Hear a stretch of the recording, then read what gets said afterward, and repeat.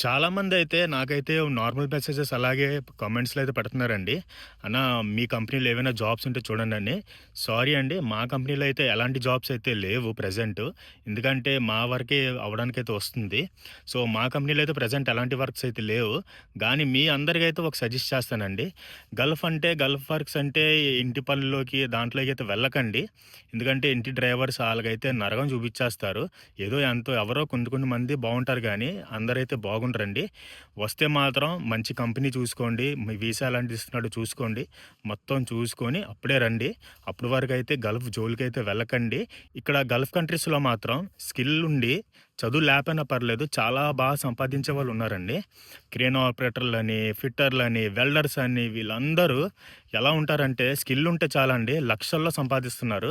అలాగే మీకు గూడా ఏవైనా స్కిల్ ఉంటే తప్పకుండా ట్రై చేయండి గల్ఫ్‌లో చాలా బావుంటది. అంతే మాత్రం ఇంటి పనులకు మాత్రం వెళ్ళకండి. చాలా నరకం చూపిచ్చేస్తారండి. ఇంకా గల్ఫ్ రిలేటెడ్ జాబ్స్ గురించయితే నేనైతే కొన్ని ఇన్ఫర్మేషన్ వీడియోస్ అయితే చేద్దాం అనుకుంటున్నానండి. సో, చేస్తే ఎలాగుంటుందో మీరు మీ కామెంట్‌లో అయితే నన్ను తెలియపరచండి. సో, నాకు ఎంతమందికి ఇంట్రెస్ట్ ఉందో నాకైతే తెలుస్తుంది. అలాగే వీడియోస్ చేయడానికి నాకు కూడా బావుంటుంది. నా వీడియోనైతే లైక్ చేయండి, షేర్ చేయండి. అలాగే నా వీడియోస్‌నైతే ముందుకు తీసుకెళ్ళండి. ఇంకా చాలా మందికైతే మన గల్ఫ్ జాబ్ కావాల్సిన వాళ్ళకైతే ఇన్ఫర్మేషన్ మంచి పనికొస్తుంది.